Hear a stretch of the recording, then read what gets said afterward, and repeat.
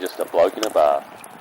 What is up, ladies and gentlemen? Welcome to a very organic episode of Bloke in a Bar. Maybe the most organic episode, or even organic podcast, that's ever graced the internet, with my man Gussie Crichton. What's going on, brother? Hey, how are you, man? Thanks for having me. Mate, first of all, let's talk about the facial hair, because it's immaculate. Immaculate. Oh, thank you, man. Tell me how it came about. So one of my good friends, actually, his name's Sione Tui Pilotu, one of my good mates, and him and his old man and his little brother, they all have these things, and they G'd me up to get one in Movember when everyone was getting one. Yep. And I was just like, all right, I'll run with it. Yeah. And then sort of got a bit longer, and then I got a bit attached to it, and then I've sort of just had it ever since. And cops a lot of hate, but I don't know. It's love wrapped in hate. That's what it is. Yeah. Like the external is hate, but there's a deep love ball from the community coming to you. I feel like vocal minority. That's what it is. Yeah, the very few that do love it, they really love it. Oh, I think it's the flip, bro. I think the masses love it. Yeah, the people. It's the people. It's the people's chin strap. At the end of the day, man, you just got to be yourself. 100%, bro. Hey. I made a living off being a fuckwit. That's me. I'm here. People listening going, honestly, you're laughing. The podcast listeners right now would literally be like nodding their head like, he's an absolute wanker. But he's our wanker. Yeah. But yeah, bro, when I seen the fucking the goatee and even with the luscious hair. Yeah, the hair's going long. It really complements it. Oh, thank you, man. Balances it out. I appreciate it. Because like if you shaved your head, you'd look like a criminal. Yeah, I would. I would look like I can't really say it on air, but I would look like one of those dudes. Well, put it this way, it's a fine line between being the most organic person in history and a criminal. Yeah, it is. It's a metaphor for life. There's a fine line between great and bad. It is. It's like a chip and chase that comes off and doesn't come off. You've chipped, you've chased it, and you've scored a try. Yeah, or you're the biggest gronk on the team. But none, you haven't. You didn't go that way. I'm telling you, the people. Thank you, bro. I appreciate the people. How you been, bro? I mean, I was just saying to you before. I'm loving the intense... Like, I only get what's on social media from the Roosters or other clubs, and it seems like you boys are intense right now. Yeah, we've been getting worked pretty hard, which is always good, always expected at this time of year. So, it's my first time I've been sort of injury-free going into an off-season where I haven't had to get a surgery or a clean-out or something like that. So, had a pretty healthy off-season, then came in ready to go for pre-season, and, the boys are looking really good. Mate, how you forget, and you'll notice it more when you retire, the feeling of not having a reconstruction or something. It's bizarre. You get so used to like, I need a shoulder reco. I fucking need to get my nose fixed. I didn't get my nose fixed, obviously. But I'm just saying, like, some dudes do get their schnoz fixed. Yeah. Look at this, bro. Yeah. The cartilage. I think I'm meant to get mine done at some point as well. You know what I always think about when I see that? First of all, I think, wow, you are ugly. Then I think... bro, my missus is shorter than me. So that's what she sees. That's her vantage point. Bro, how is she even with me? Like, you know what I mean? Like, that's fucked. Like, maybe she just thinks you're going to do well out of the beer. Maybe. I mean, that's probably it, actually. Yeah. Put it this way. If I was a Sparky doing nothing, no chance. No chance. But I'll tell myself it's my personality. Yeah. You're a decent bloke. And so who's like, so obviously you've got, it's like, you look really intense, but you've got like Boydo, who's obviously coming back from the head stuff. You've got Victor, the madman, who's looks like he's on track with the ACL. But there is like a little bit of movement in that back row for you and in the forward pack for you. Like got Lindsay that's probably going to play a bit more minutes. Is that what it is? Is there still combinations being built in preseason right now? Yeah, it's been a bit different one for us this year, I think. With guys in and out. And what I really enjoy, the last camp that we had, we were actually sort of like mixing the teams up with like... Instead of having like a 1s v 2s team, we'd have starting edges and 2s middles. Okay. Starting middles and 2s edges, if you know what I mean. Okay, if you get that. Yep. So then that way, like, we were going up against like Jared, Nuggy, those guys. That's really smart. And then say I was defending against like our younger dudes who are doing really well. So it's been pretty cool. There hasn't really been teams that have been set as such. Our young dudes have a trial this weekend, which will be good to watch and see some of them rip in. But I think it's also not a heap of them will even be playing in that. Yeah, well, I mean, it's this is the first week. It's usually the main guys are the second week, and the third week they kind of like. There's a few young guys that make it, but it's usually the starting side by that third week. How's Kiri going? He seems to like obviously what's crazy, like, people forget, like, obviously last year at the end of the years, you know, you didn't go as, you just, in my opinion, you looked injured, you looked tired, but there was a period there where you forget, you guys were dominant, and Q fucking had the ball on the string. How's he looking in this preseason? Yeah, really good. I think he's an intense trainer. Yep. He goes super hard, and obviously at the minute I'm on the left, and he's sort of defending me. So I cop a lot of cheek from him. Yeah, bit of advance. Yeah, no, he questions me a bit, and whether I'm running too hard at training or not, which I'll let him be the decider of that. But no, I've got to look after him every now and then. Mate, there is rumour on the grapevine that you do love to run a hard line of training. Rumour on the grapevine might be true. So what do you think? What was? Because as I said, like, kind of felt like there was a period there that you were actually playing better footy than 2019. Like, I felt there was like probably 6-7 games, especially when you came back from the break, I think, and you were just blowing teams off the park. What do you think happened last year for you guys?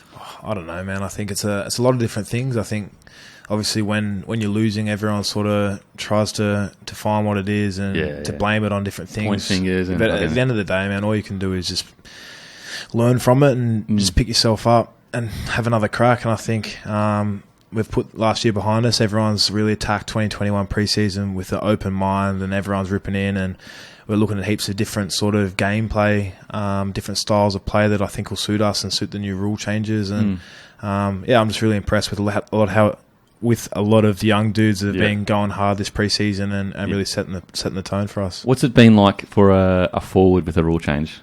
Yeah, well, I think Did you feel it? The biggest thing is like you just got to be fitter. Okay.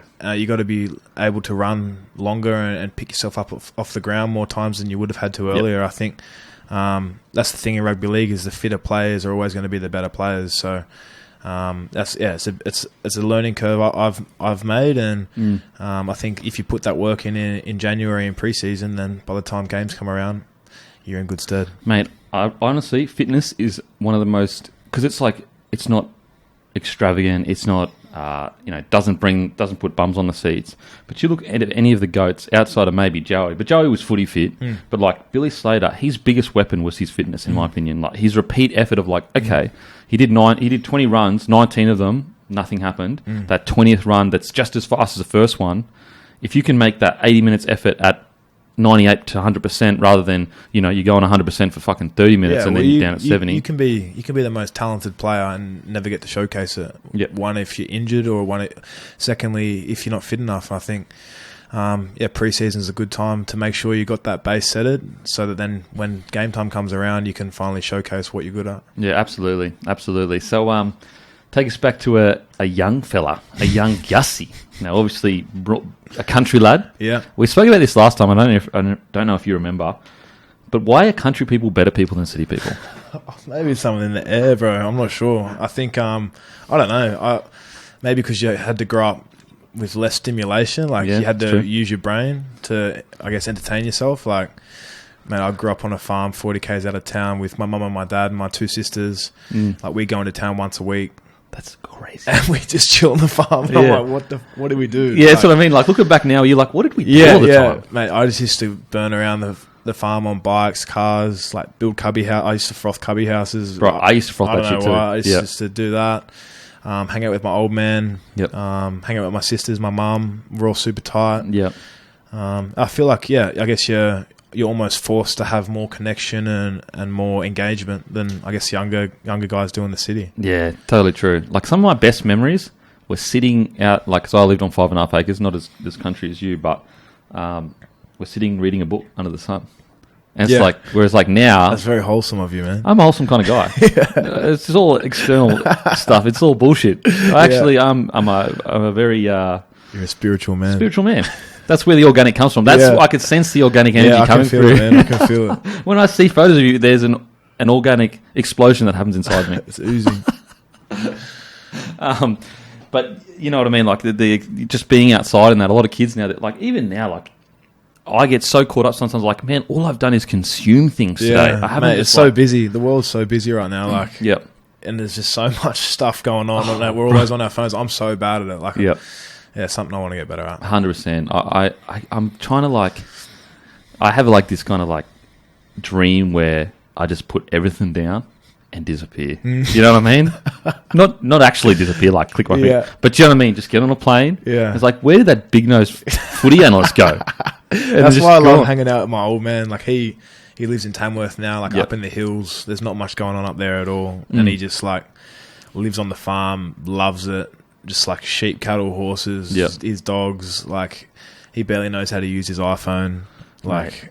It's like when you go out there, the air smells clean, and it's just like you can't hear anything. It's just like, yeah, you know what I mean? Yeah, it's nice, man. It's beautiful. So was it always rugby league for you? No, I grew up playing union. Yep. I played a little bit of league here and there, like for my primary school, but always on weekends. I play soccer on Saturdays, union on Sundays, and then it wasn't until primary school where I started playing just for young public school. Same public school as Nathan Lyon went to, Gary the Goat. Oh yeah, Gary. Him. Nice, Gary. Yeah, so I started playing a bit of league for them, played in a few comps, went and played sort of like the representative stuff. So we were Riverina. So we used to come up against like McKillop, Paulding, CIS, all those guys, North Sydney. I remember we used to go to these like camps, like tournaments, like away in Inverell, Glen Innes, like all these random, Nowra, all these random places. And we just have this team of like little country kids and we go and just get absolutely folded by all these Sydney teams. Like I remember like North Sydney, like McKillop, Paulding, they just absolutely smoke us. And then I used to sit at the end of the tournaments and they read out like who gets picked in the New South Wales teams, and every year I'm just there like wide-eyed, being like, come on, like pick me, and I just didn't get picked in any of the teams. Really? So I remember I played, like representative league for Riverina and union for Riverina, and then it probably wasn't until I came up to Sydney, went to boarding school when I was 12, so going into year 7. I was just playing union for school, and then one of the kids who was in my year, his dad was the coach of the league team, and he was like, "Oh, do you want to come and play for us on the Sundays?" And being like a footy mad kid, I was like, "Yeah, of course." And like, obviously going for the Roosters. I remember Bondo United, we had these green jerseys with a little Roosters emblem on the side, and I was just like, "This is the sickest thing ever." Yeah. And so that, do you think that was the initial like falling in love with rugby league a little bit, or you're still like, okay, I can. Bro, to be fair, at the time I didn't really even realise the difference. Like I was just like, it's footy. Like footy's footy. You play with an oval ball and have a crack. And then it wasn't until probably still even. So I got injured when I was 17. I was in year 11 and like went low on someone to like chop them, and they stepped and sort of cranked my neck, and I got like a pinch in my neck in a nerve, and then I missed the whole school season of union.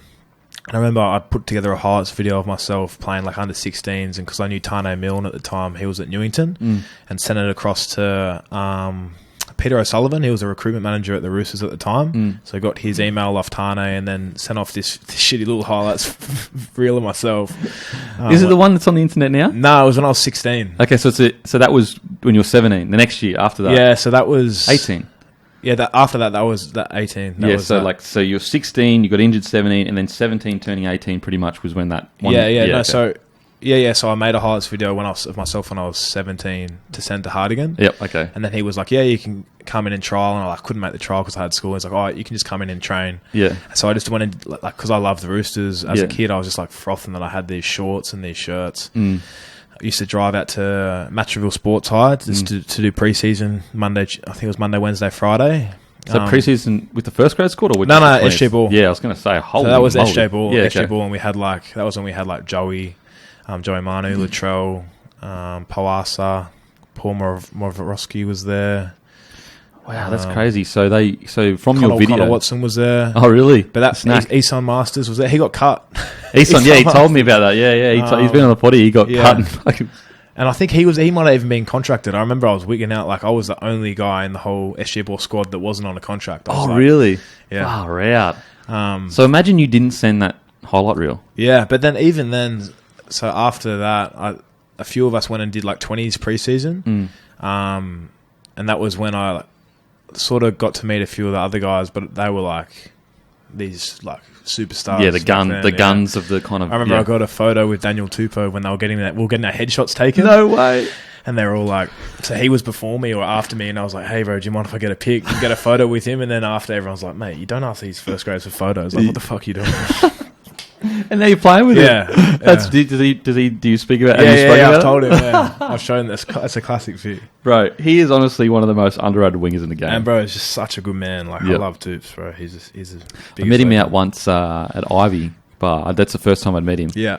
And you know when you just get that vibe of just that good, happy vibe? Yeah, bro. I was just like, man, and my missus was like, fucking, who's that? And I was like, we've never met before. Yeah. It's just like, oh, you look like your mates. Yeah, he's he's just such a good dude, man. Yeah, Can't say a bad word about him. Okay, so you started training with the Roosters, but it was more out of just love that you were at the Roosters. Yeah, and also because I guess I'd always watched league, and I always heard from people being like, oh, if you go and play league, you'll get better at tackling, like you get better at fitness, and it was hard training. Yep. So I was like, yes, sweet. I think I've always loved like training and getting better and training hard since I was probably 15, 16. I started getting into that kind of stuff, and I just thought it'd be a sick opportunity to go and sort of put on a Roosters t-shirt and go and run around and have a crack. And then I played 3 games for that SG ball team before I had to go back to school and play union. Yep.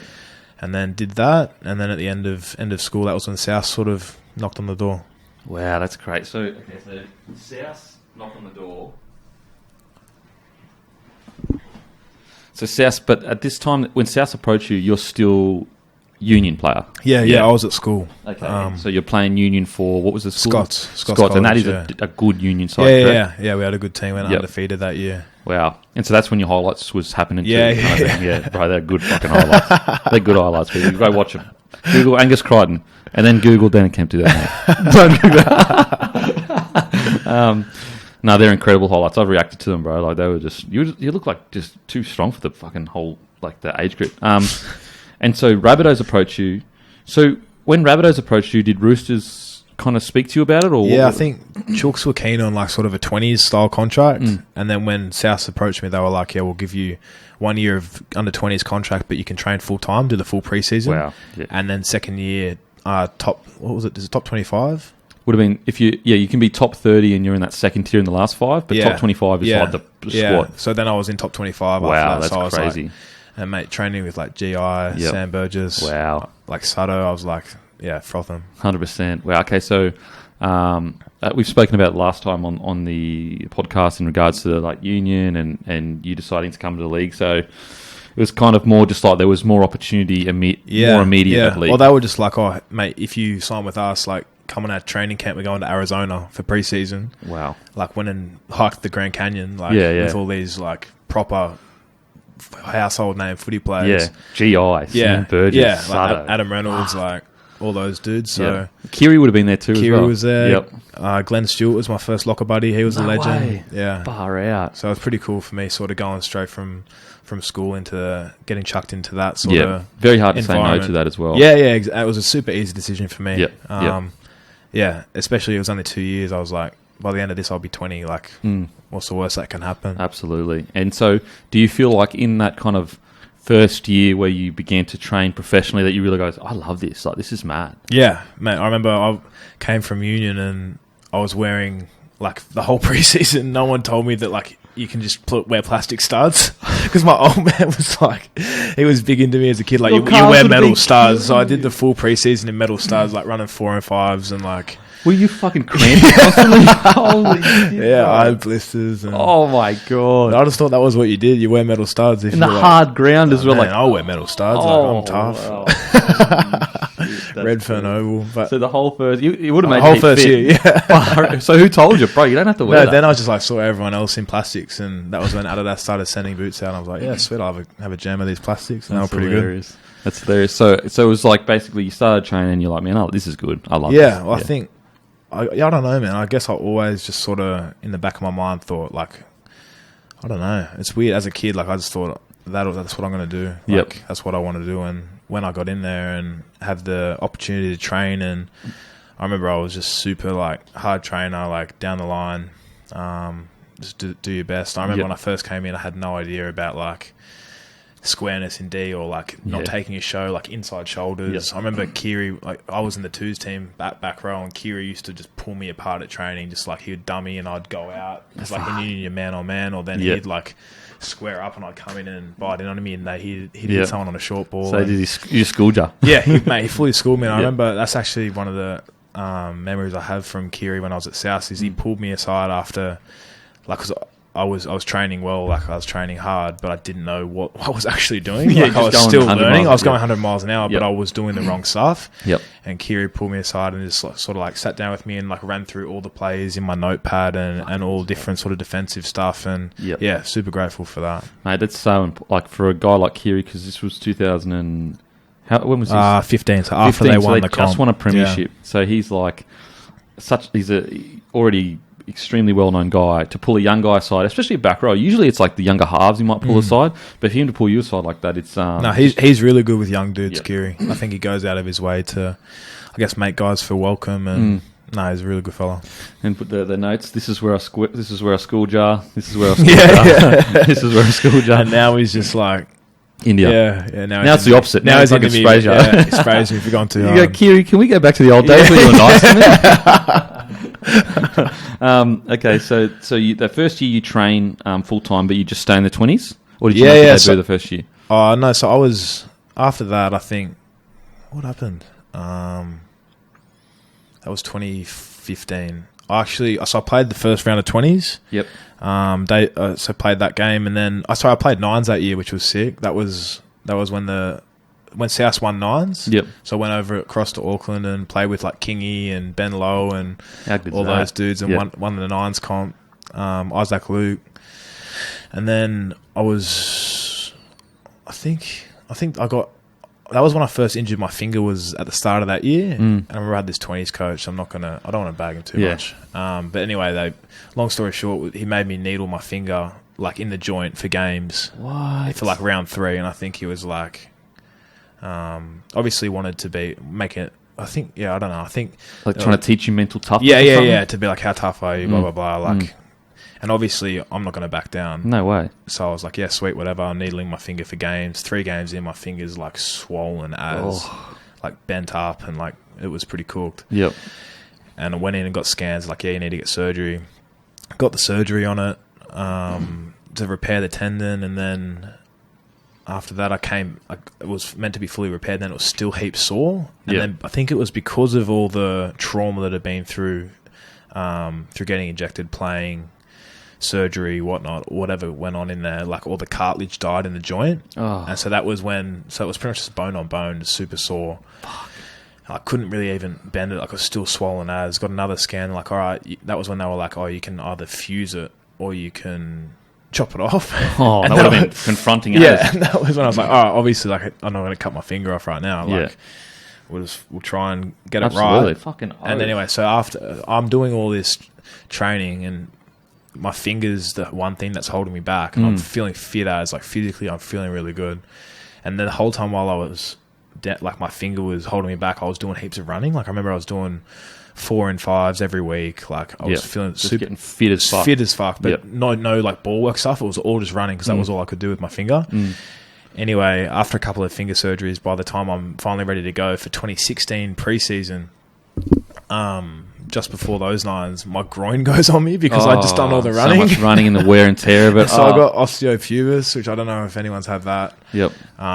They just say don't run, like it should calm down. Didn't run for a month, 2 months, goes back. It's still heaps sore, like it hurts to cough, hurts to sneeze, like it's just like this pain in your groin. And if you get the surgery, it fixes up straight away. So they were like, all right, we'll get you the surgery. Had the surgery the day before round 1 in 2016. I remember it just killed me, like I was so keen to play. Yeah, absolutely. Yeah, and I was just bumming out. And you feel like your opportunity's slipping away as a young kid, even though you've got so many years ahead of you. I know. Even like, mate, you get like the South fans, they were crazy. Like they'd be like, oh, like he's injured all the time, Crichton, blah, blah, blah. Mate, that's like, just to kind of piggyback on your point, similar thing happened to me, bro. I had a trainer, and again, I don't want to bag him because I know he was just trying to make me tough. And this is when I was a first grader, and they were just like needling. Like the first time I came back from a broken rib, I broke 6 ribs and my lung collapsed. The first time I came back was my fault. Like I was the one saying I'm ready to go, and then like 70th minute, I was playing the Knights, and they kept saying, hit his fucking ribs, because they knew that, like, bro, you've just broken 6 ribs, your lung collapsed, like you're not ready to play. Yeah. Got an inside ball off Lockie, boom, broken ribs, like hit him again. And so for the whole year, I was probably similar to you in the sense of like I was saying to them, "Fuck, I think something's a bit wrong here. Like something's wrong," and they kept saying to me, "Look, there's going to be no damage to you. It's just how tough you are, just how much pain you can take." And if you say that to me, I'm going to say, "All right, you're not going to back down." Exactly. So I keep getting needled, and every game that I was playing, it'd get to the 70th minute, the needle would wear off, and I would be in fucking agony. Eventually, I put my foot down and said, "Nah, I'm sick of this. Give me every scan you can get." Went to the scan, CT scan, got every scan we could get. Boom, the ribs still had cracks in them the whole time. It's like playing a whole season with cracked ribs. That would be fun. Yeah, and it's like similar to yours. Like, I think sometimes people that are older should use their experience and be like, mate, have a few weeks off. So I think a lot of the fans aren't aware of that because you don't hear about it. Yeah, because you can't. Yeah. Okay, so you're injured at this point. Like, where's your head at? Are you frustrated because? So this is 2016. In that same year, you came back and you made it into New South Wales Cup side straight away. No. So my first game, I came back in 2016. I think I would have been out for 3 months, and then came back. I think it would have been round 16 for 20s. Yep. Came back into the 20s side. I remember we were coming second last at Rabbitohs. We were playing Cowboys, who were coming second. They had like Kikau and Ponga. This was their gun. Cowboys Brandon side. Smith. Wow. And so we played them at Redfern Oval. I came straight back in, like hadn't done any games or anything. Yep. And me and Cam Murray were the back rowers. Oh, really? That's a good-looking back row. Fuck me. Jesus Christ. No wonder he's won. They were fucking staring at you the whole time. Did you just win? Yeah, we won. Yeah, fuck, that's what you're fucking talking about. Yeah, Camo just running lines through everyone, scoring tries. I think he might have even got a double that day. Can you imagine if you and... I mean, I know you're at the Roosters and you love the Roosters now, but could you imagine if you guys still played together? Anyway, sorry. Man, love Cam Murray. He's a good kid. Good man. Good-looking man, too. Good-looking man. Fucking... And he's so humble. That pisses me off. Like, bro, just he's be a little bit arrogant. He's not just a good-looking dude. He's just a good person. He actually is. And that's sort of like... It's like, you can't... It's unfair. Do you know what I mean? Like, God shouldn't be able to go like, oh, yeah. I just appreciate... Almost like... You just got to appreciate him. Like, you just got to look at him and be like, we're just lucky to have you. Don't worry. I appreciate you, Cam. I appreciate you. Anyway, what happened? I remember the 20s coach, he said to the half at the time, he was like, every single time you get the ball, just give it to Gus. Because it was like my first game back. I wanted to get my fitness up. Oh, okay, yeah. So I remember I was cool because it got to like 75 minutes and I would like pull me off. I think I had like 20. They gave me the ball like 20 times and I was just absolutely dead. I remember the half just kept dropping me off. Yeah. That was the first time I met Brandon Smith in the change rooms after, and he was their captain. He was a good fella. So he was their captain? Yeah, I'm pretty sure. Wow. Because that's crazy. That's crazy to think he was their captain. That's impressive. Yeah. I'm not even mad. I'm impressed. Yeah, exactly. That's cool.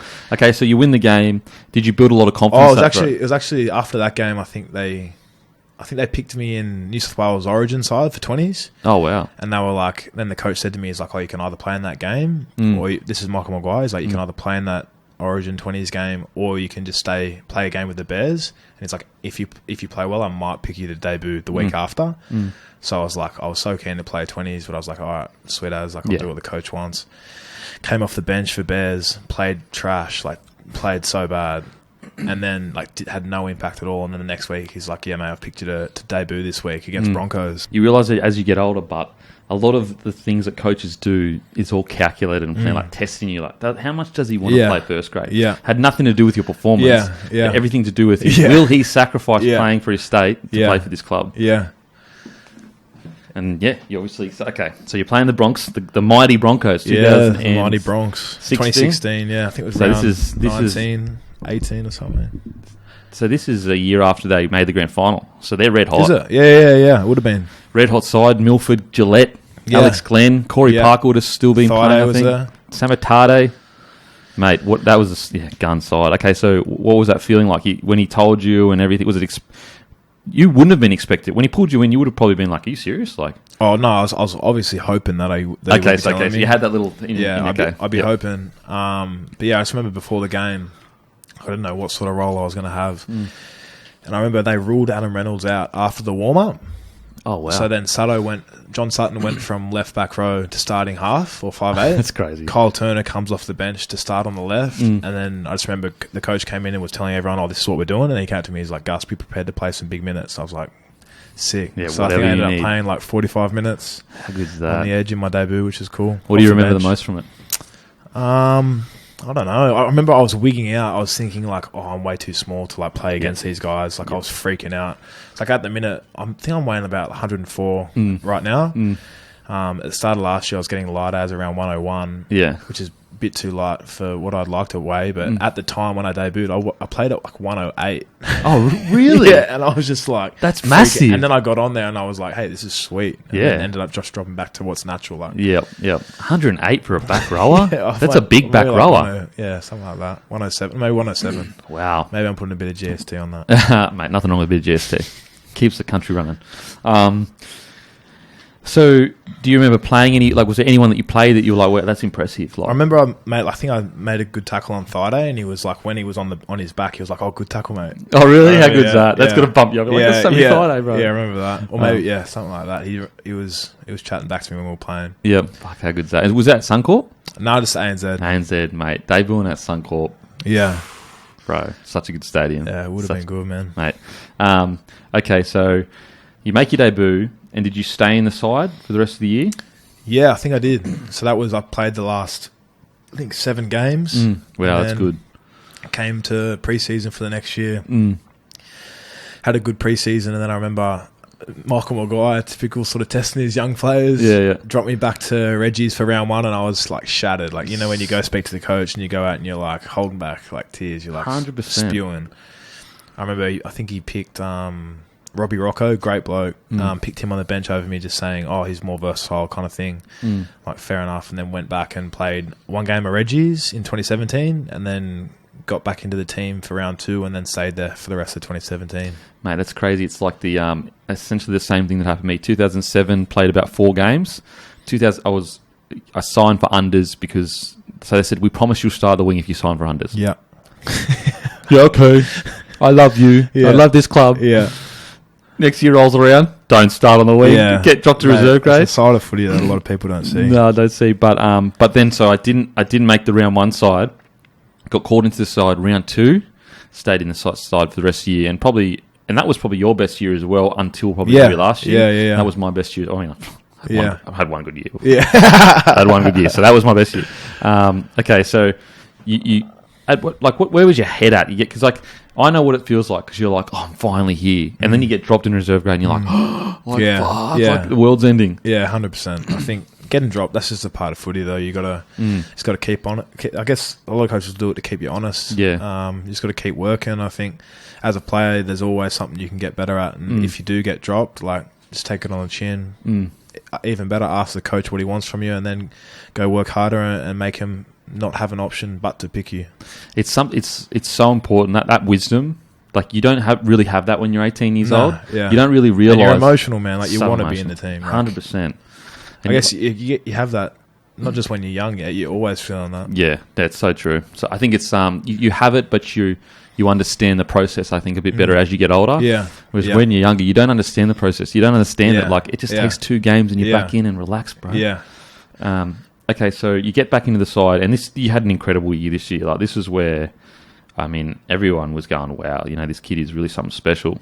What was that year? Because that would have been the first experience for you when it comes to, like, you know, people noticing you and people maybe pumping your tyres up, and you sometimes you do get caught up in it. You know, I mean, I was guilty of getting caught up in it as well, to an extent. Like, it's not like I was rolling around going, I'm the man. But, you know what I mean? You kind of, you feel like you're entitled to play first grade a little bit. When you're playing good, it's not until you get a bit older where you go, I'm not entitled to anything. Yeah, yeah. What was that first year like for you? Yeah, no, it was cool, I think. Like, obviously playing full-time, playing with really great players in a good team. But that was sort of, I was just happy to be playing first grade, happy to be playing decent enough that people were like, oh, good game on the weekend.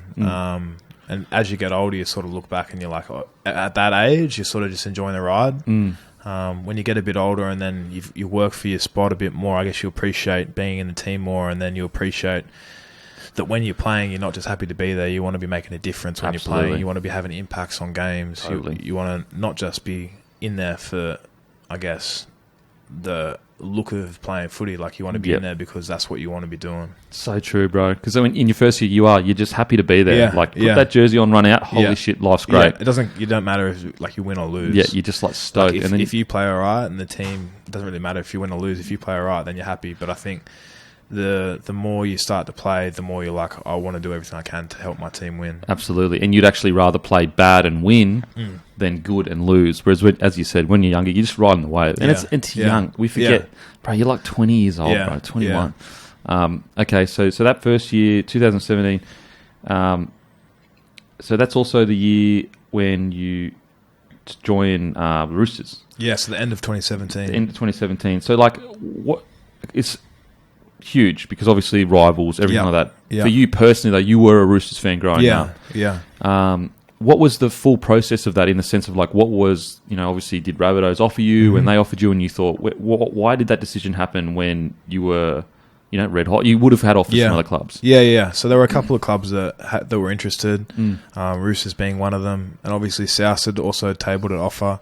And I think at the end of the day, I just sort of had to sit back and think, where do I want to take my footy, measure up things like, obviously my connection to the Roosters is I look from the outside being like, that's a club that I want to play at, club that I supported growing up, a club that a lot of my best mates, they're all diehard Roosters fans, so it's sick now, like they can come to games, have tickets. So I think it was probably easily the toughest decision I've had to make in my rugby league career, whether I wanted to stay at South or come to the Chooks.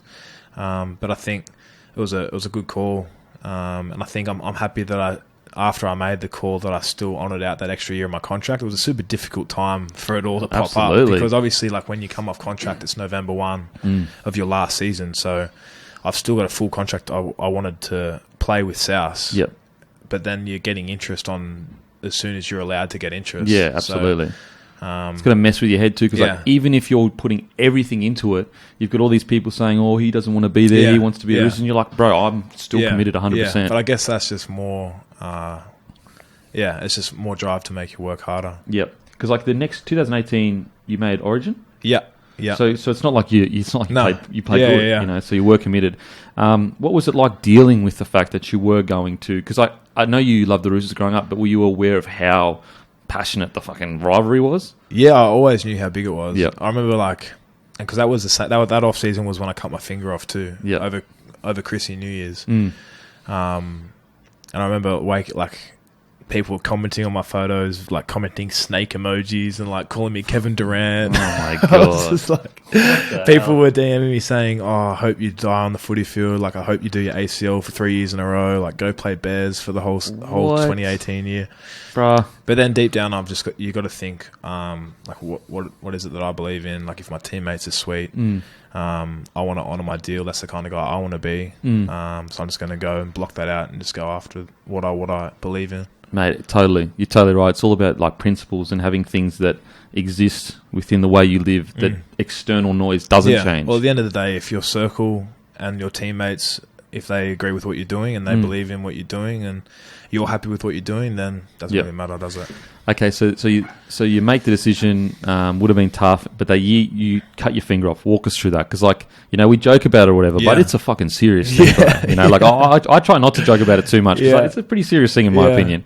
How tough was that decision? Yeah, it was pretty crazy, but I think at the end of it, it was a pretty easy decision again, just because I had so many surgeries on it. Okay. Yeah. So from the years between 2015 when I had my first surgery to 2017, those 2 years I'd had 7 surgeries on it. Wow. In the space of 2 years as a 21-year-old. So you're just fed up with it. Yeah, and I'm like dealing with pain every game, having to strap it up and ice it, and it was just painful, bro. So I'm just like, get this thing off, and then I haven't had an issue with it since. Wow. Obviously, like, my grip's down on that side, and like, so how had was to it adapt over it, but mate, adapt or perish. Is it left hand? Yeah, left. So you right hand? You're right-handed? Right-handed, so thank God for that. was the initial period? Did you really notice that, like, oh fuck, like gripping was harder, or not really? I remember I came back from surgery and I came back too early because same thing, just had me running on the side. Yeah, okay. And I was like, I'm over this. Like the boys were just playing touch. It's pre-season. I'm just like, all right, get me in with the boys. So I strapped it up, went into training, and I'm passing it around. I'm like catching like this because I don't want to bump my finger. Oh yeah. And then I took the strapping off after, and like all the stitches that are ripped, and mate, it looks like Frankenstein's head. I'll show you the pic after this. It's pretty cool. Yeah, show you. It's crazy. Yeah, I mean, is it weird? Like, 'cause it's a piece of your body. Yeah, you know what I mean? Yeah. Like it's again, like you talk about it externally, but you don't actually realize like it is a confronting thing to see a piece of your body. I remember the first time when the doctor took off the bandage, like after surgery, and I started getting lightheaded, and he's like, "Oh, sit down, mate." Like, this happens to a lot of people. Absolutely. But yeah, once you get used to it and move on, like it's pretty sweet. I think if you worry too much and you get too upset about it, then like it's not coming back. Yeah, it's not going to do it. But nothing. If you don't laugh about it, you're going to cry about it. Yeah, fucking bloody oath. That's what I think about my nose every day. I'm joking. There's like tears like rolling down my eyes. And I'm like. Go on his history as like it's like plastic surgeons. On my fucking PC. Oh fuck. Okay, so that year, so the 2018 rolls around, and you get selected for Origin. Were you just like, how did it come about? And also, you know, what was the process in the sense of at the start of the year, was it a goal for you or not really? You were still just. I think you're always like, as a New South Wales supporter and New South Wales fan, you always hope that one day you would play for the Blues. I didn't know if that was going to be my year. But I remember it was after we played over in Auckland. We were playing, I think we played the Warriors. Yep. And anyway, I was rooming with Sato, and I think I was heaps off it after the game. I thought I played no good, and I was just like a bit off it. And it wasn't anything to do with Origin. I just thought I had a shit game. Yeah, okay. And then Sato was like, mate, chill out. Like, it's sweet, blah, blah, blah. But yeah, anyway, so I remember Freddie, the next day after that Warriors game, Freddie gave me a call. I didn't have his number saved, and I just sort of had an inkling because I heard Cookie got a call. So the timing was right. And then I got a call from a random number, and it was Freddie, and he's like, mate, are you ready to go? And I'm like, of course I am. So 100%. Yeah. Wow. And so you go into camp. Well, actually, before we get to the... And we'll speak on Origin, we'll go back to Rabbits. So you go into camp. What's the kind of first feeling of going into camp, seeing the blue jersey, you know, the players there, the staff, Freddie Fittler, like legend? Yeah, I barely knew anyone apart from the South guys, so headed in there. I remember the first guy I met was Nick Kotrick. And same thing. Good sort. We both had no idea, we had no friends. So just like, sweet. No mates, so it was like, all right, we'll he's big, hey? Mate, big unit. And I remember he was like, he would have been young as then. So 19, I think. Yeah, he was frothing as well. Yeah, we were just sort of taking a ride. Yep. Well, people don't realise Kotrick's 21, 22 now. Yeah, it's crazy. He's still young as. Yeah. Because he debuted real young and he hasn't had many injuries. Yeah. And he's good looking. Yeah, very good. The Serbian sex god. Oh, very good. I feel like all I've done this whole podcast, my only contribution has been to talk about how good looking blokes are. You do love it. So when you go into camp, and did you know that you were in the 17 at this stage, or are you still unclear? Yeah, I think I knew, because I think Freddie called and he's like, mate, you're in the team. And I was like, frothing. Wow. Yeah. Okay, so the first game was that in Melbourne, the first game? First game was in Melbourne. Just walk us through it. Like, yeah, what was it like? I remember just like game week, like usually you're nervous, but for that game, like extra nerves. Obviously, all my family flew down to Melbourne. Yeah. A couple of my mates came down. And I just remember like going through the motions. You walk out to go onto the field, like running out, and you just look up, and MCG, mate, like it's a big stadium, and it was packed to the rafters. It was dead set, like the biggest crowd I've ever been in front of. Yeah, it's just like 90,000 or something. Yeah, shit like it was. I think it was over 80, over 85 maybe. Yep. I don't know. It was massive. Anyway, you look up, there's people as far as you can see. I was on the bench, so I sat down on the sideline, just try not to get too excited, try not to waste too much energy, and then get called to go on. And I remember, I think it was first tackle, I forgot to put my mouth guard in because I was just like, oh really? I tried to bang. I think I tried to tackle Papali. Just like cracked a bit of one of my teeth up the back. No way! And so what was? I think I might have even daze myself a bit. And then Travie, who's the Roosters, the Roosters blue shirt, runs out and he's like, "Oh, you sweet, man." I'm like, "Yeah, get off. Like, I'm fine." Yeah, sweet. Yeah. And so, was your mouth guard in your sock? Yeah. Okay, so it stayed in your sock? No, I put it in after that. No, but it's in like it didn't fall out when you. No, it didn't stay out. No. Fuck, how good's that? So Papali, bro, he's so thick, hey? He's a very thick man. He's a fucking gun too.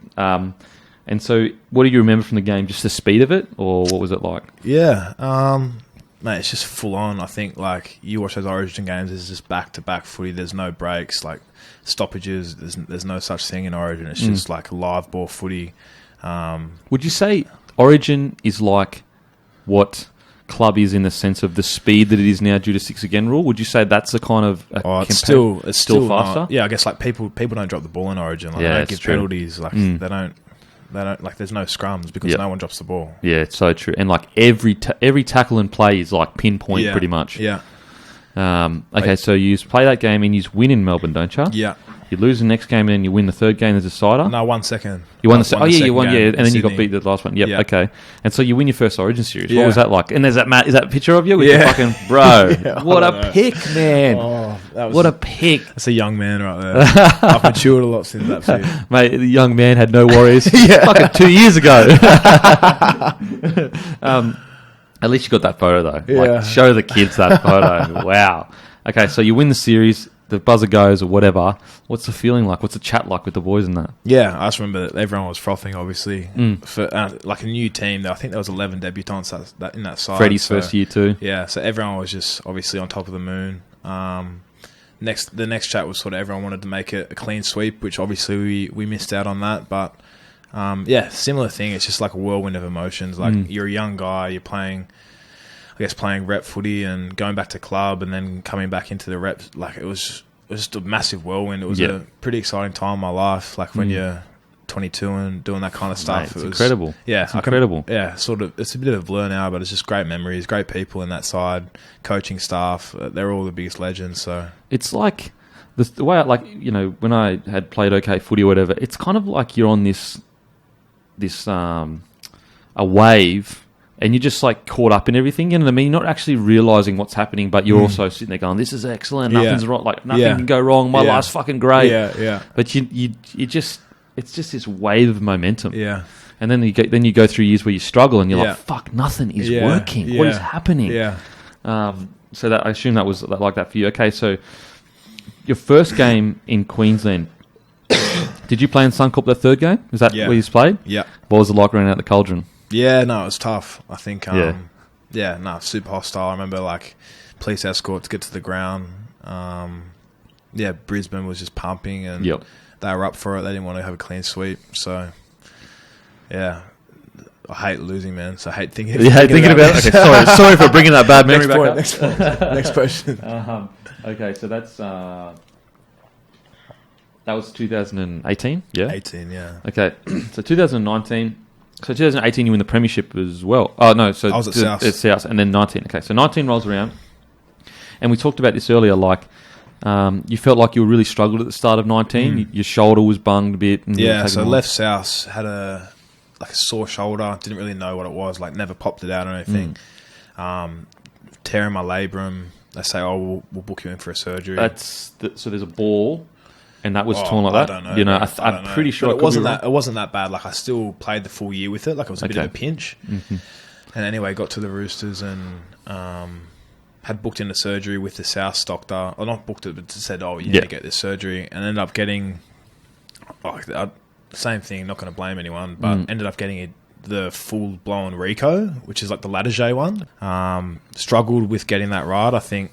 Went into pre-season and it's tough. Like you want to be able to work hard with your new teammates. You want to be able to train hard, and that's how you get that bond there.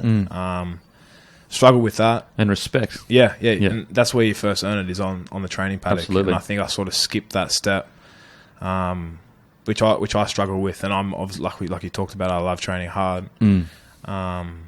And then anyway, I remember there was we're doing like passing relays. That was my first sort of skill back, and I did like a pass. And when you get the lattice J surgery, the bone block is like connected to a bit of your bicep tendon or something. Yeah, okay.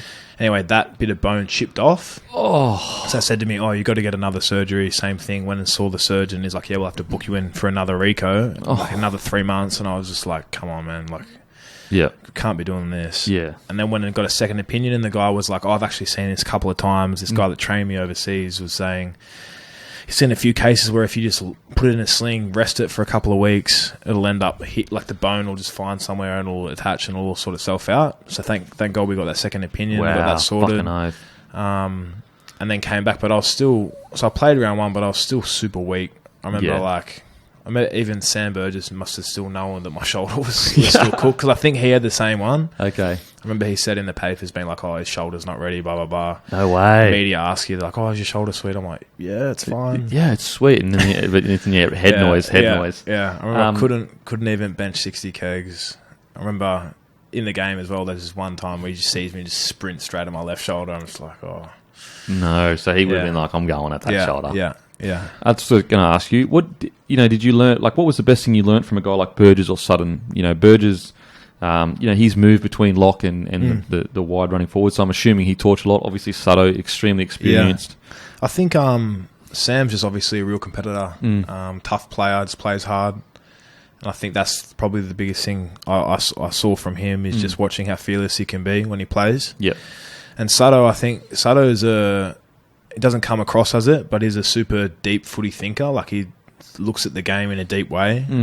He plays smart footy. I think as he's gotten older, he's got to know his body, got to know what he's capable of, and then he'll work that into his game. And I think it would have been 2018. It's probably one of his best seasons that he had. And I remember that preseason training that hard. I remember that one of the things that Sutto said to me when I first came through was the best players are the ones that can stay on the field for the longest. Oh, wow, that's good advice, man. Which is so true. It's like, it doesn't matter how good you are, if you're not making sure that you're going to be ready each week to play, you're not going to be fit enough to stay on the field for the full 80 minutes. Like, how is anyone going to know how good of a player you are? It's so fucking true, bro. It's so true. And it's something you can control too. You can't control how talented you are. You can control how match fit you are and ready to go. 100%. And because he's so quietly spoken in the media, it seems anyway, his career was incredible. Yeah. There was a period there where he was essentially, I think he did play one game for New South Wales, but he was like the next 6 for New South Wales. Yeah. And for him to adapt, to go from in the halves. Skillful big guy. Mate, incredible. Okay, so that first year. So what was it like headspace-wise, in the sense you felt weak, you didn't feel like you were delivering in the sense of like how you could play? Yeah, it was tough. It was really hard, and I think... especially when you go to a great club like the Roosters, is you have expectation that you want to perform. And you were a big signing. You and Teddy obviously were big signings. Yeah, you want to perform you want to perform for yourself, but you also want to perform for your teammates, for the club. Because it went Teddy 2018, you 2019. Hey? Yeah. So you were their big signing pretty much. Yeah. So a lot of pressure. Yeah, and I think it was tough because obviously there's a mix between you want to get your body right, you want to get fit, and then you also want to perform for your team. And I guess I struggled with that at the start because you wanted so bad to go and play. But to be honest, if I look back, I probably wasn't physically ready to play. Yep. Well, I wasn't at my physical peak where I know I can play my best footy. But yeah, I think through those tough times, through getting dropped, through having to work back out and then rehab my shoulder to get where it is now, it's probably been the biggest growth I've ever experienced in my career. Wow. Probably the biggest growth of the last couple of years has been the biggest growth I've undertaken as a man. And I think, the Roosters is a massive part of that, and I've got the Roosters to thank for that. So when you did get dropped, like obviously, no one wants to hear they get dropped, but because you are such a big signing, it's not like you're a small signing. Was that a more kind of dramatic blow in the sense of like, fuck, like I'm a big signing, I'm not playing first grade this week? Or were you like, you know what? I've just got to fucking put my head down here. Yeah, I think at the end of the day, you just got to, like what you said, you just got to put your head down and work harder. And I think you got to put your ego to the side. So true. And I think you just got to think, what got me here?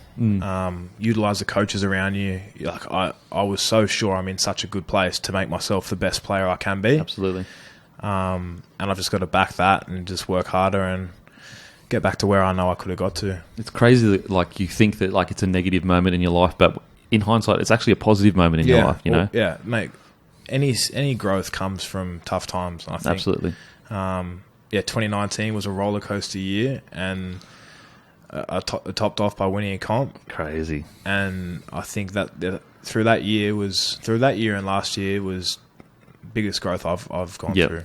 And what was it like being coached by a guy like Trent Robinson? I personally think if there's GOAT coaches right now that I'm aware of, you've got Bennett and Bellamy. I know that's interchangeable, but Robbo's like, and I think that by the end of his career, because he is so young, if he wants to continue coaching, it's going to be pretty hard to stop him from being one of the greatest ever. Yeah, mate, he's a really good leader. I think, he's got really clear focus on what he wants and the style of play that we go after. And then he's got such a good crew around him. So he's got Travi Tuma, who's like our sports science dude, and our physios, and everyone from the physios to our gym guys to our sports science that does the GPS and that kind of thing. He's like, everyone is just elite. I think all of his staff, like we've got Fitzy, Nathan Kalis, everyone is just elite. And I think I think he's just got a really clear vision on what he wants. Yeah. And then also he sees footy in a different light to a lot of people do, and I think he's just is a pretty profound dude. So like he'll think deeply about. He's very philosophical kind of thing. Yeah, he'll think deeply about people and minds and thoughts. Yeah. And I think he opens the whole squad's mind to that. So like last year, like he had us doing heaps of different left field sort of stuff. Like had us all reading books, had us all doing. I won't. Yeah, no, I'm not going I won't snitch and give away all the secrets. But he had us. I've got a notepad here, and it's got Brisbane Broncos on the front of it. It's like, what's he doing? He had us doing a lot of different stuff, and I think doing that opens your mind. And the mind's the most powerful thing you got, bro. Yeah, it's a powerful thing you got, and just good at getting good sort of results out of his players. Like he understands people well. I think what he does really well, like he's got the elite side of things down pat, incredible. But it seems, I don't know him that well, but it seems he's got the perfect balance of like authority coach, but also he can have a beer with the boys. He knows he has been a player. He kind of gets it. Yeah. And mate, like we did Fox League shoot today, and he's sitting with Fletch and Heine, and they're older than Robbo. Yeah, it's crazy. It's like, this is nuts, mate. That's why I think like he's. Again, Bellamy, what he's managed to do is fucking amazing. And right now, probably on paper, the GOAT. You know, if you're talking about development, probably the best developer there is. Then you've got Wayne, who I think's a GOAT, but I'm biased because obviously I played under him. But like, I just don't see how Trent Robinson doesn't end up the GOAT due to the fact that he's already achieved what he's done. So 3 premierships. Premiership first year came to the club. First back-to-back since the Brisbane Broncos. He's 45 or some shit. You know, he's still got 20 years. I mean, Bennett's 673 years old. He's a young buck, old Trent. Okay, so 2019 happens. You battle through your own stuff, but it's the back-to-back year. What's like rolling into that finals? What's it like? Yeah, man, I remember rolling into that finals. That was when I think Boydo was injured with a calf or something. So I'd been filling in for him on the left. Yep. And we played like 3 or 4 games at home at SCG, like Sunday Arvo games, and we were just like probably the best I've ever felt inside a team playing footy. Like we were just playing so confidently, so freely, and just putting away good teams, and I guess playing well as a side. How much, like, obviously he had a lot to do with it, but like Cooper Cronk. Oh, mate. Is he just like another level kind of He's thing? just such a great organiser, and I think like we all know that he's not the most. Like he's not a Joey. He's not like he's not like a Kalen Ponga, or he's not like a Roger Tuivasa-Sheck where he's gonna, or Teddy, where they're just like they're physically freaks, but mentally he just knows how to drive a team, and I think that's a skill in itself, mate. Absolutely, like he's one of the greatest halfbacks of all time, bar none. And it's not because he's got the best spiral pass or the best kick. His mind, he just knows how to run a team, and I think. And just the right decisions at the right time. Watching him do that is just super composed. Very, very smart. Mate, he's is he also a deep thinker? He seems like he's quite a deep thinker. Yeah, I think. Yeah, Coops, I think is a different guy. Like he's not going to go and tell you how to do your job, but you'll get better at your own job by watching how he does his job. Okay, by action kind of thing. Yeah, similar to Lockie, really. Leader by action, and I think, it was an honour to be able to play alongside him and witness him do his thing. So you're rolling into the grand final. It's the back-to-back, the chat, the this, that. He gets injured. what's, like, it's a folklore kind of thing. His fucking shoulder has got a big... Oh, I wasn't there in... Oh, that's 18, sorry. Yeah. The next year, the back-to-back, sorry. Kiri gets injured. Yeah. Does a syndesmosis, rolls his ankle or whatever. And so you've got the pressure of the Kiri thing. A lot of people don't realise that was pretty well hidden. A lot of people didn't know his thing was fucked. But internally, you boys knew that he's fucking could barely run. Mm. What was that like? Like, dealing with, you've got the back-to-back pressure. You've got Kiri, who is your main guy when it comes to try assist and all that kind of stuff. Yeah. What was it like? Yeah, I guess, like, everyone was pretty calm. Everyone knew what was going on. I think that's what happened the year before with Coop, so it was pretty easy. It was, I guess I just jumped off the back of everyone else. Everyone had been there before. I guess the year before with Cooper and his shoulder or whatever, and Kiri this year with his ankle. Yeah, so I just sort of rolled off the back of everyone else. I just thought everyone else was so calm and so locked into what I had to do. And I think because they had been through it the year before with Coops, it was sort of like a dress rehearsal for what happened with Kiri. So physios are chilled, all the players are chilled, Kiri himself is chilled, and then by the time game time comes around, Kiri's ready to go. No worries. Mate, it was... what a game too. So you're out there. So were you left... No, so Cordner was left side. You're off the bench, but you had a really good finals game. Orbo was on the right, and I think that was when he did his MCL. Straight off, the first whatever minutes. Yeah. And you ended up playing 60 minutes or something. Yeah. And you made 42 tackles or some shit like that? I don't know, bro. Surely come on, bro. Jesus, you're not even paying attention to your fucking footy. Sorry, man. So you run out to your first grand final. Yeah. What's the feeling like, bro? Yeah, pumped. Yeah. I think just the stadium, the setup and just being there, being there in the big dance, that's what you dream of. Wow. I mean, you're 23 at this stage? 23, yeah. 23, you've played Origin, won an Origin series, did you get selected in that second 18 as well? 19, New South Wales side? Played squad? First game, then got dropped. Game. Well, I mean, it's still part of the series. So back-to-back series. Who cares? We'll just say it. So you so you're in the grand final. The game's going the way it is. You play, I think you played really well. Oh, thanks, mate. The last dying seconds, walk us through it. You're on the other side of the field, so you would have been there with the fucking 6 again call. You'd be right there. And I was there when Coops got sent off. I remember. Okay, so walk us through that. So Coops gets sent off. Yeah, Coops gets sent off. So it's just I remember I was D'ing up with Joey Manu, and we played a lot together that year, and so I was on the right there, and I just remember we're a man down, and we're just defending our line, and we're just we can't let these guys in here. We can't absolutely. Let them in. Were you chatting to each other no one's getting in here? Wow. Yeah, no, he's also a very good-looking man, Joey Manu. He is an extremely good-looking man, and he's big. I'm sick of these big, good-looking, great blokes. I'm sick of it. Hot. I can't believe how good his feet is for how big he is. I can't wait to watch him in the Maldives this weekend. Yeah, bro, he's a gun, man. He actually, for 2018 and 19, he came alight in the finals. Both he was probably in the finals. He's a stud, man. He's a stud. He's a low-key stud. Yeah, 100%. He's high-key stud. He's high-key, low-key, whatever you want, kid. He's just... arousing, pretty much. Yeah, very. I don't understand how he can be. He's 103 kilos or so. Yeah, something like that. He always comes back a bit heavy in pre-season. Yeah, big boy. He's huge. But he's a gun, bro. And he's still relatively young, 23 or 4. Yeah, I think he's 25 this year. Fucking hell, that's crazy. Okay, so Coops gets sent off. You're gone. We can't let anyone in. And so what? So the kick goes up. The 6 again happens. Yeah, what happened for you? I actually don't even remember that. I just remember, when you're in the washing machine, and you're playing footy, you're just trying to tackle whoever's going. Yeah, and then we get the ball back. I'm like, yes, sweet. Yeah, let's get out of there. Okay, so it wasn't a big deal to you. No, at really. the time I didn't realize. Yeah, it's so true. I didn't realize until everyone's blowing up about it later on. Yeah, true. Okay, so you're running. Boyd Corner does what Boyd Corner always does. The hard unders line, quick play the ball. Yeah. Kiri jumps out, hits Latrell. Chelly, the superstar. Yeah. People don't appreciate that play. Yeah. The fucking balls on the man. To be doing these ones in a GF, and that's... Bro, could you imagine if that went out? Yeah. But then my boy Toops is never going to drop that. And he's never dropping that. The big giraffe is just flying down the wings. He's there.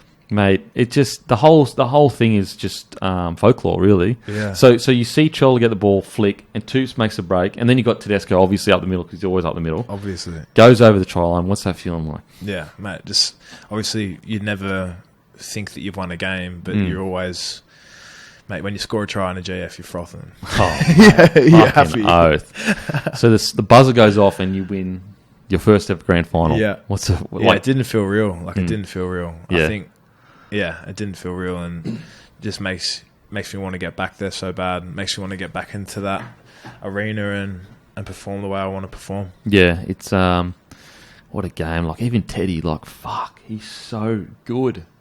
How does he do it every week? Yeah, every week. Yeah, Every week. it just gets normal for Teddy. That's what I mean. That's what I say to people all the time. People don't understand.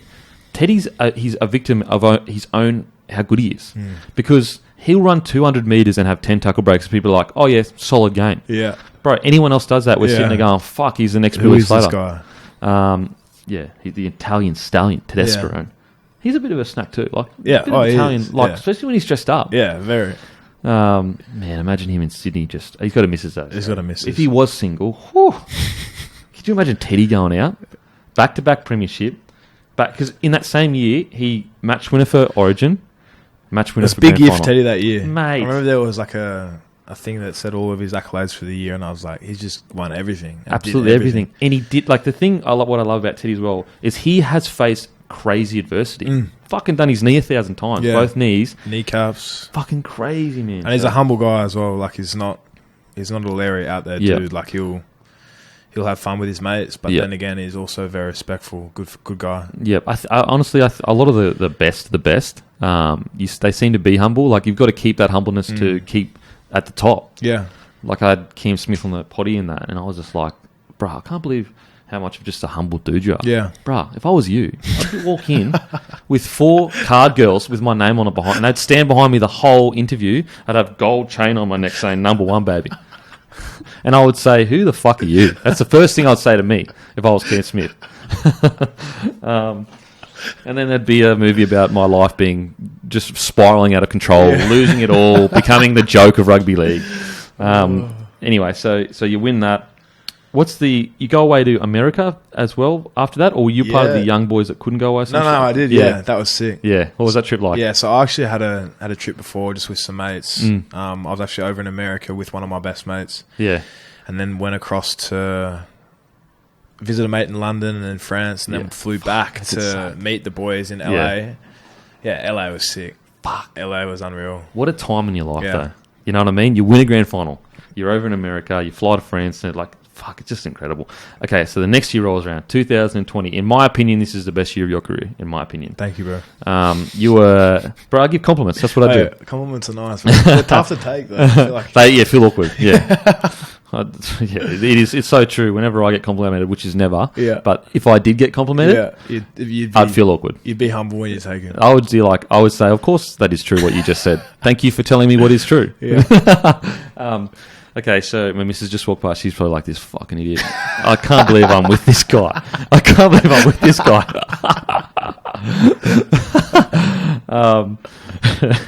Okay, so 2020 rolls around. Your shoulder's sweet. Yeah, shoulders feeling good. Had a good break. Then COVID hit, and then I think I had a few little niggles in the off season. Round 1 I had pneumonia. Oh yeah, I remember that. And we went to Barcelona for World Cup Challenge. Yep. And that was when Trelly left. Billy Smith was lined up to be the next centre. And then you played centre? Yeah, and then Robert came up to me, he's like, "Do you reckon you could play centre?" I was like, "All right, yeah, whatever." Bro, because I'd seen your highlights when you played centre for Union. I know centre's different in Union, but I was like, I thought he'd be a good centre. It was all right. I didn't like it as much as I like back row. Like, you're not really hitting those hard lines that you do, which is what I like. Can't get your hands on the ball as much either. Yeah, you're like you're sort of getting early ball, and like it's good for guys if you're like Joey Manu or like Tommy Turbo or those guys. Or Trelly just in grand stand finals. people up. Yeah. But I guess my game's a bit different to that. But it was cool. So obviously we went to Barcelona for a week, then went into... You went in to watch the soccer, didn't you? Yeah, went to a Barcelona game. What was that like, bro? Yeah, another sick. level? Yeah, it was unreal. Fuck.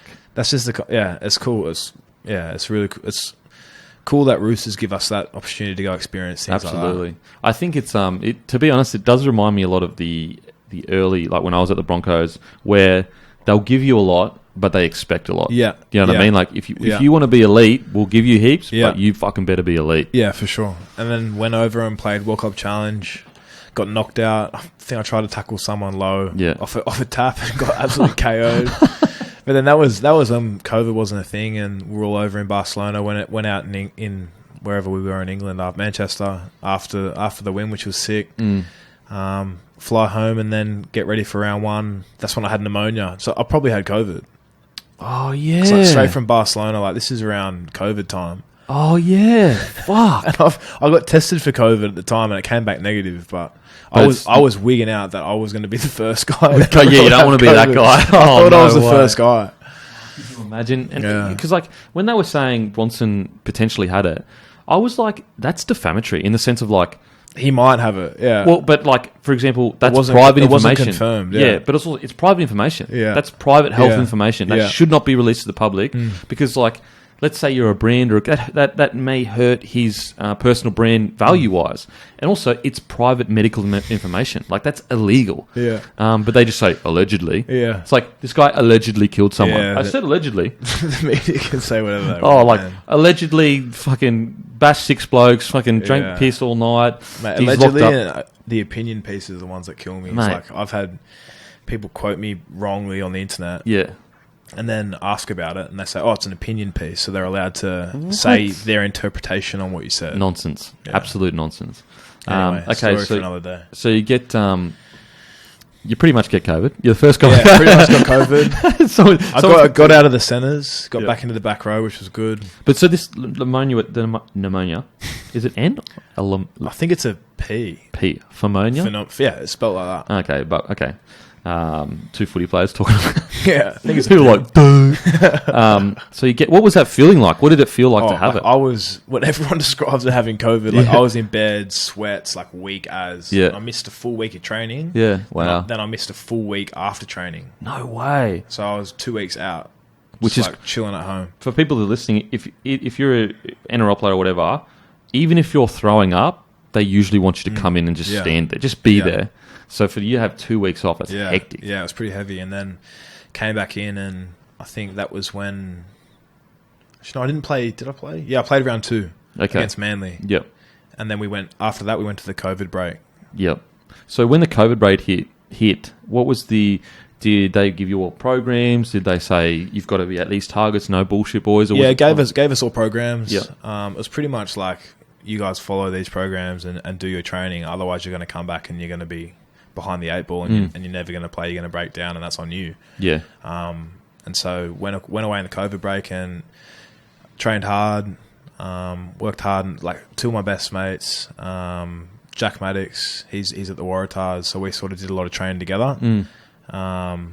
Yeah, it was good. I really enjoyed it. It was cool. It was sort of different. Like when you train in a NRL squad, you've always got pressure to perform. Yeah, always got pressure to hit your targets, do all this, do all that. And then when you're training on your own, it's so different. Like you got no expectation. Kind of, yeah, it's more of a social thing. So I really enjoyed that. Yeah, it's so true. Like, and for example, if you're playing in a squad, they literally are monitoring your heartbeat at all times. Yeah. So you can, even if you're making the times, they'll make it harder. Yeah. So like, back in the day, you could, if naturally fit people could just cruise through and they'd be like, oh, well, he's making the times, it's all good. Nowadays, it's actually not about the length that you're running, it's about having your heart rate at a certain point. So there's no way you can cruise or whatever or enjoy it. Yeah.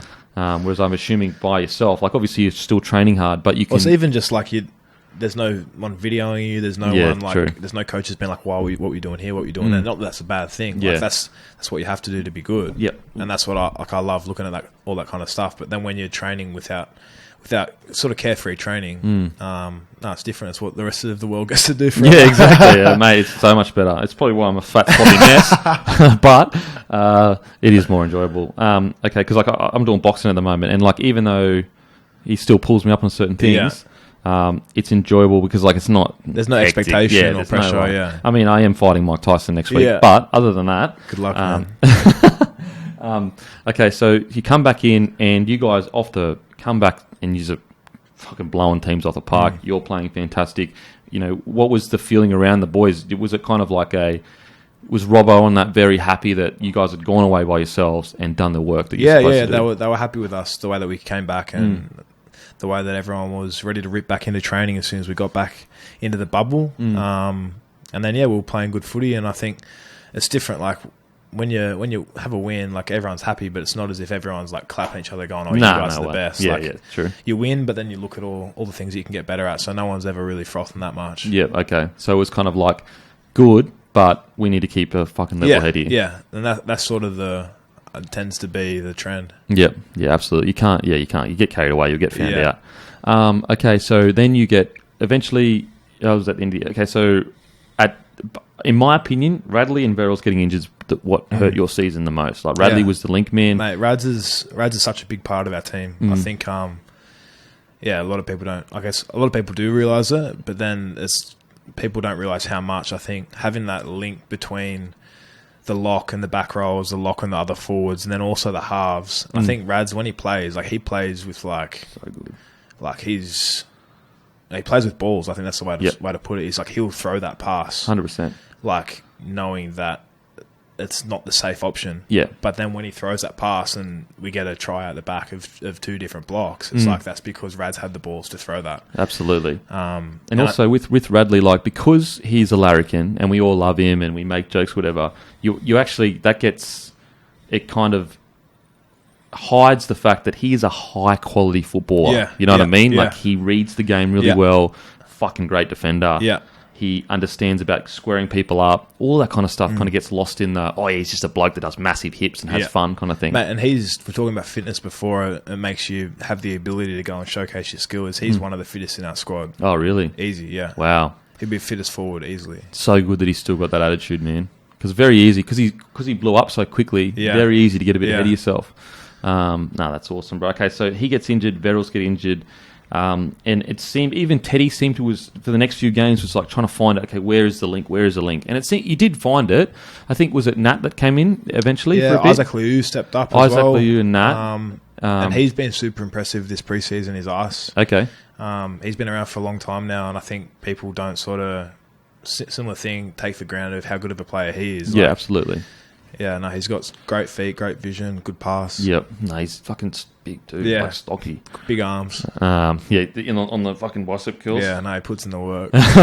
Sean Berrigan used to love that shit. Yeah. He used to, because our gym coach used to be like, don't do bicep curls because they're unnecessary. Yeah. There's no strength in them. It's just all show.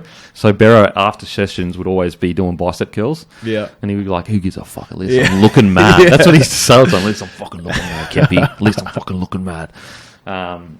Okay, so then you make your way back into the New South Wales side. Was that, I'm assuming at the start of the year would have been a goal for you? Yeah. I think, obviously it's an honour to ever get picked in a squad like that. And I think it was a different one this year, going away into camp for 5 weeks. But also getting picked in that side wasn't necessarily a given that I was going to be playing. So when I got picked in that, I was thought, this is a great opportunity for me to go and train as hard as I can. Sort of, I guess, get better as a player, learn from all these great coaches and players that are around me, and really put my hand up for a spot in that first game.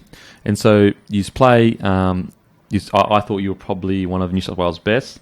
Another compliment, take it. But obviously, what do I do with that? Oh fuck! Do I say thank you? But then it sounds like I think I'm mad. Or I fucking be a dick. Okay, so you play that first game. I feel like it was. I feel like the first game was probably what lost you the series. I think the second half you should have finished this. But walk us through that third game, running out in the cauldron, crowds are back.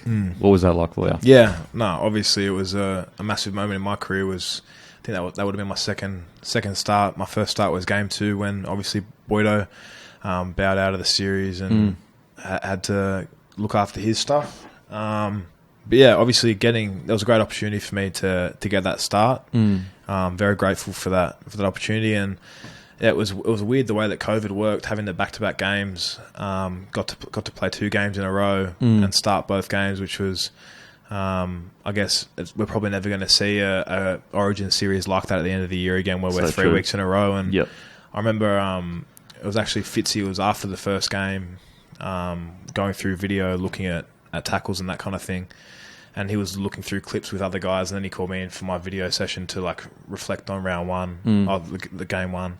And he was like, I don't have to show you any video here, Gussie, but there's some moments in your career where you'll get an opportunity. And he's like, this is your opportunity. Like, oh, wow. Like, take it. Yeah, yeah.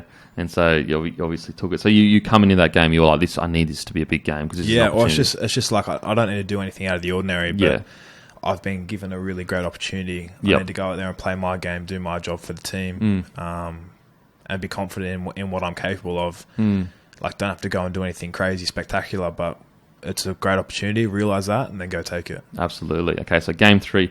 What was it like? Like, obviously, you lose a series and, there's drama and this, that, when it comes to... What sucks for... I guess, not sucks, but, I mean, it was enjoyable because it created more folklore to it. But the whole talk about, the worst side and this, that, and the next thing. And, like, a lot of fans, or some fans, are like, oh, they were taking them lightly. But they don't realise, like, A, you never said that. No. And you never thought that as a team. No one ever thought that. No way. And so, like, it's like... random people say some things and then people think that you guys are thinking that, but you guys would never have thought that. So I always say that to people, I'm like, the boys wouldn't have thought that. No, I think, if anyone's pulling on an Origin jersey, they're going as hard as they can. Especially up in Queensland, everything to lose. So you lose that series. And do you just want to say that again? You keep rubbing it in my face. Oh, I mean, we could talk. I was going to talk about it for another 45 minutes.